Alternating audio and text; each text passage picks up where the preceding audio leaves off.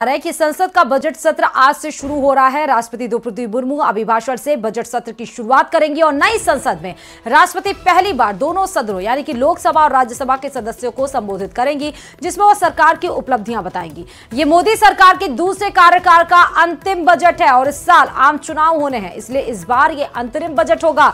इस बार सरकार जो बजट पेश करेगी वो सिर्फ नई सरकार के आने तक सरकारी खर्चों को पूरा करने के लिए होगा।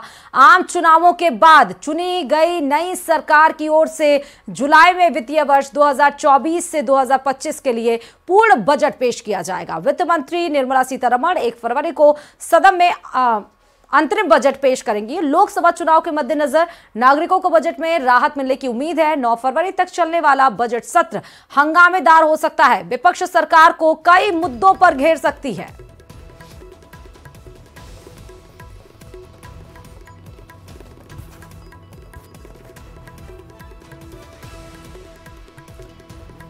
और बजट से पहले एक खुशखबरी आई है। वित्त मंत्रालय की ओर से एक रिपोर्ट में कहा गया है कि 2024-2025 वित्त वर्ष में भी जीडीपी ग्रोथ रेट 7% से ज्यादा रह सकती है, यानी कि 7% से भी ज्यादा। ऐसा हुआ तो ये लगातार चौथा साल होगा जब जीडीपी विकास दर 7% से ज्यादा होगी रहेगी। रिपोर्ट देखिए।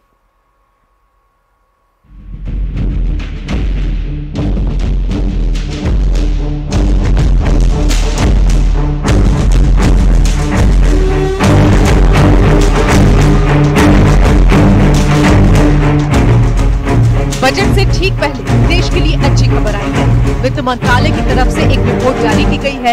इस रिपोर्ट में वित्त वर्ष 2025 में भारतीय अर्थव्यवस्था कैसी रहेगी इसका अनुमान लगाया गया है और इस रिपोर्ट में जो बातें सामने आई हैं, वो अर्थव्यवस्था के लिहाज से अच्छी मानी जा रही है। समीक्षा रिपोर्ट के मुताबिक वित्त वर्ष 2025 में 7% की रफ्तार से अर्थव्यवस्था बढ़ेगी। 3 साल में ही देश की अर्थव्यवस्था $5 ट्रिलियन की होगी। भारत दुनिया में तीसरी सबसे बड़ी इकोनॉमी बन जाएगा। 2030 तक $60 ट्रिलियन की अर्थव्यवस्था होगी।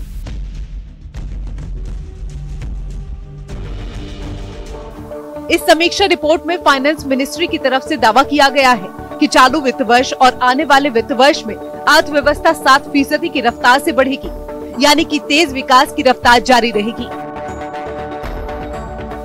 तो वही कहा गया है कि साल 2030 तक भारत $60 ट्रिलियन जीडीपी वाला देश बन सकता है। मंत्रालय को उम्मीद है कि लगातार सुधारों से 2030 तक भारतीय अर्थव्यवस्था $7 लाख करोड़ की हो सकती है। भारत अगले 3 साल में $5 लाख करोड़ के साथ तीसरी सबसे बड़ी जीडीपी वाला देश बन जाएगा। इकोनॉमी की ग्रोथ बहुत अच्छी होने की संभावना है। देखिए, क्लियरली ये एक्सपेक्ट किया जा रहा है कि $5 ट्रिलियन इकोनॉमी 3 साल में बन जाएंगे। 3rd बिगेस्ट इकोनॉमी बनने की संभावना है। उसके अलावा $7 ट्रिलियन इकोनॉमी 2030 तक बनने की संभावना है। ये जो आर्थिक सुधार हुए हैं, इकोनॉमिक रिफॉर्म्स हुए हैं, उसकी वजह से इकोनॉमी बहुत अच्छी ग्रोथ कर रही है। वित्त मंत्रालय की रिपोर्ट में बताया गया है कि पिछले 10 साल में किस तरह देश में तेजी से विकास हुआ है। 10 साल पहले भारत मौजूदा बाजार कीमतों पर $1.9 ट्रिलियन की अर्थव्यवस्था के साथ दुनिया की 10वीं सबसे बड़ी अर्थव्यवस्था था। वहीं आज ये $3.7 ट्रिलियन जीडीपी के साथ 5वें पायदान पर पहुंच चुका है।